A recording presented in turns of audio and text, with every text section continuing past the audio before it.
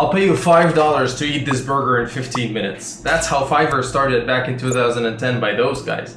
But ever since then it evolved and became the second largest freelancing marketplace globally. I personally use it for hiring and for freelancing. Overall, they raised around $111 million and then they went public.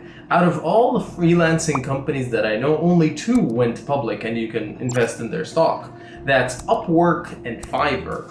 Both of those companies have had sort of a roller coaster of stock performance over the years, but they're kind of betting on the future of work as a freelancing gig economy. What I was wondering if Fiverr had some sort of pitch deck that shows their performance or convinces me to invest in them, for example, so that we would see how they're pitching their product. There was one on their website, so we're gonna check it out right now and analyze it. So this is at their website as a company presentation, and it was just released in February, so it's recent. Obviously, they start off with the disclaimer like most public companies, and then they start saying investment highlights and what you should remember. This company presentation or investment deck is all about the large market opportunity, their e-commerce approach, their business model, and their growth. And then they start putting, the design team is obviously, it's a gigantic company, so it has to be a well-designed presentation. Meet Fiverr, and then they start talking about what Fiverr is, sort of the elevator pitch, global marketplace that connects freelancers and businesses for digital services. And this is a 46 slide pitch deck, which is too long, but it's targeting investors who are investing in stocks and who would really be interested in buying a good amount of stock. So it's not like they're pitching for seed. They start off by showing our mission is to revolutionize how the world works together, and then some statistics. They always start like that. How the year that was founded, the stage of the IPO or the date of the IPO, the employees, 739. I expected it to be a little bit more, honestly. Revenue and all the financial data are already available online, so that's not really new in terms of information. We're a technological company at our core. This is quite vital, and how this is sort of a milestone structure, what they did, and at the last they added things like Fiverr Discover or subscriptions, so progress to date per se.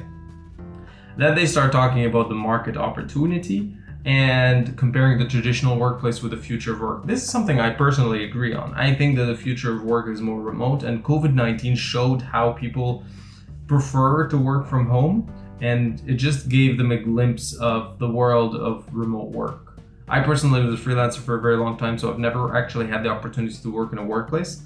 But when people started getting work from home, they kept explaining to me how amazing it is, and then I realized, okay, it's something to consider when you talk about the future of work. The large market opportunity, they put the total addressable market, or the US addressable market, as 247 billion. Some references as well. Then freelancing is still an old school business. The majority of freelancing still happens offline, which shows that they didn't put a particular percent here, and I don't know if this is on purpose, but they would show that they have a lot of opportunity, not even just convincing people who freelance offline to freelance online. Buyers, freelancers, these are sort of the target segment that they're approaching, or their audience in general. So what do buyers do? They find the right talent, and freelancers find the right customer. It's very similar to Upwork in terms of business model and a company, their main competitor per se. And then they start talking about their unique e-commerce approach. Remember, this is one of the 4 pillars that they discussed at the beginning. So their e-commerce approach serves as a product model, on-demand, end-to-end platform, global community. They are different in terms of their e-commerce approach compared to Upwork. This is for sure. So that's why they're trying to target it here and tell you invest in them rather than anyone else. We're not an online staffing company, and our value to buyers and our value to sellers. No bidding negotiation to win projects. Again, this is directly towards anyone who would invest in Upwork or telling them why Fiverr is a better thing, and they put the seller net promoter score and the buyer's net promoter score. They put it as good numbers, not as like it's reasonable, you know. Our two-sided marketplace creates powerful flywheel effect. These are the buyers and these are the sellers. My only problem with this pitch deck is I am a user of Fiverr, so I know the company quite well, and it's not really here. You would have the feeling that it's fair in terms of to buyers and to sellers. Yet at the end of the day, the buyers have a lot more privileges than the sellers because they have the wallets. So for instance, I'll give you a small example. If a buyer buys a service from a seller and they don't like it, for whatever reason they want, they could always ask customer service to refund this project, which doesn't sound fair, but let's say it is fair. There are cases where buyers could just use this in their advantage. You would just go and have a magnificent freelancer create wonderful work, and they go like, I don't like that. I want a full refund. And then you would go to customer support and tell them this is unfair. Upwork, on the other hand, could intervene and could say, yeah, okay, this is unfair. But Fiverr, I mean, they're both really awful in this matter, but Fiverr would definitely tell you, they told me once, it really depends on the buyer at the end of the day. We can't help you, you know? So there is kind of an inequality in this matter. Anyway, powerful business model. A seller lists a service for $100. The buyer buys it for $105. And so they're showing that Fiverr is making money not just from the sellers and also from the buyers as well. So from both ends. Their strategy, global, high value creation from transaction, etc. And then we have grown layer buyer base and they're spending more with us. So this is particularly what you want from such a business model is retained customers or retained buyers who spend more over the years. Consistent cohort behavior on core marketplace with majority of revenue from repeat buyers. Majority of revenue from repeat buyers is the keywords in this slide. And then the increasing return on marketing investments. And so it's just statistically why statistically or based on figures, why we are growing healthily per se. Growth and operating leverage. Our marketplace is scaled significantly. These information you can always find online in all cases, and they are growing in terms of revenue. They had the hiccup right here, which I think is the year of COVID, but also Upwork had the same one, if I remember correctly. I'm not sure about that. And then the adjusted financials and long-term target model, the gross margins they plan for the future. Multiple levers to drive long-term growth, how they're intending to grow. And then they pitch one of their main products, which is Fiverr Business. I think it's a new product. I've seen it a lot of times.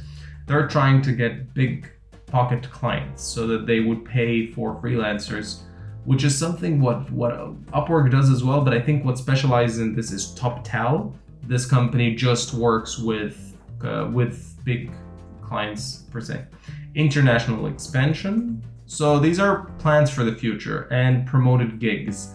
I tried this myself. I didn't love it. I don't know why this works. I mean, it works with Christy. It doesn't have to work with me. 3 times monthly income with promoted gigs. I haven't tried it strongly, but overall, it's not bad. It just didn't deliver very good results. Case studies, and then they put some sellers and